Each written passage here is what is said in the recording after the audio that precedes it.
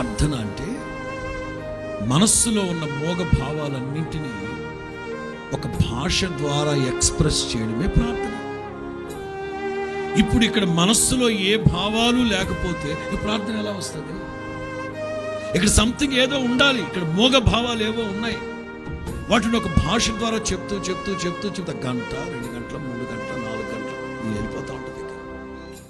వేకువనే లేవగానే ప్రార్థనలో ప్రభువుని అడగాలి. ఏమడగాలి? రాత్రంతా నిన్నంతా కాచుకున్నావు, నిన్నటి కంటే ఈ రోజంతటికి కావలసిన కృప నాకు దయచేయండి అని అడగాలి. జ్ఞానాన్ని దయచేయండి అని అడగాలి. ఈరోజు నన్ను పోషించండి ప్రభు అనగాలి. నా రాకపోకల్లో మీ కృప తోడుగా ఉంచండి అని అడగాలి. చదువుకునే పిల్లలు అడగాలి, నిన్నటి కంటే నాకు ఈరోజు నూతన జ్ఞానాన్ని దయచేయండి అని అడగాలి. వ్యాపారాలు చేసుకునే వాళ్ళు అడగాలి, నిన్నటి కంటే ఈరోజు నా వ్యాపారం మెండుగా ఆశీర్వాదకరంగా ఉండాలని అడగాలి. ఉదయాన్నే లేవగానే మీరు అడగాల్సినవన్నీ ప్రభువుని అడిగిన తరువాత అప్పుడు మిగతా వాళ్ళ దగ్గరికి రావాలి. ప్రార్థనలో అన్ని అనుభవాలు కలిసి ఉండాలి. అడగాలి, స్తుతించాలి, విన్నపించాలి, కావలసింది ఎంతో చెప్పాలి. ఇవన్నీ ప్రార్థన అంటే. అంటే ప్రప్రథమముగా, అర్థన అంటే అడగడం.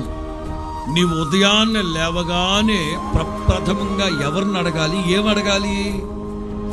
ఉదయాన్నే లేవగానే మన నోట, మన కంఠధ్వని ప్రభు.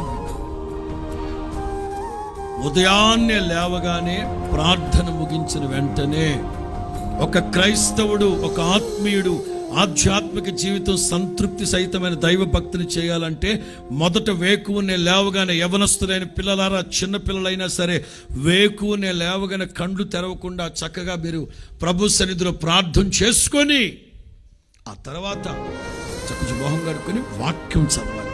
వెంటనే స్కూల్ పాఠాలు కాదు, వాక్యం చదవాలి. అనుదినము ప్రతిరోజు వాళ్ళు లేఖనాలు ధ్యానించారు. ప్రప్రథమంగా ప్రార్థన చేసుకున్న తర్వాత వాక్యం చదవాలి. ప్రతిరోజు చదవాలి. మధ్యాహ్నం సాయంత్రం తర్వాత సంగతి, అది కుటుంబ ప్రార్థన. ఉదయాన్నే బైబుల్ దేవుని మనస్సు. మీ దైనందిన జీవితం మీద సంతోషంగా, ఉత్సాహంగా, ఉల్లాసంగా, మాన్యత కలిగిన ఒక జీవితాన్ని జీవిస్తున్నారా? ఎప్పుడు కన్నీళ్లు, రోగాలు, మానసిక క్షోభ, టెన్షన్స్, బాధలు, బీపీలు, షుగర్లు, ఇట్లాంటి దరిద్రపు అనుభవాలు సాగిపోతున్నారా? ఒక క్రైస్తవుడు సంతోషంగా జీవితాన్ని కొనసాగించాలి అంటే నేను ఇంకా చెప్తున్నాను, అనుదినము నా దేవుడు నీకు నూతనమైన వాత్సల్యాన్ని చూపెట్టాలంటే నీవు మొట్టమొదటిగా, ఒక రోజులో మొట్టమొదటిగా నీవు లేవగానే చేయాల్సిన పని ఏంటంటే ప్రార్థన.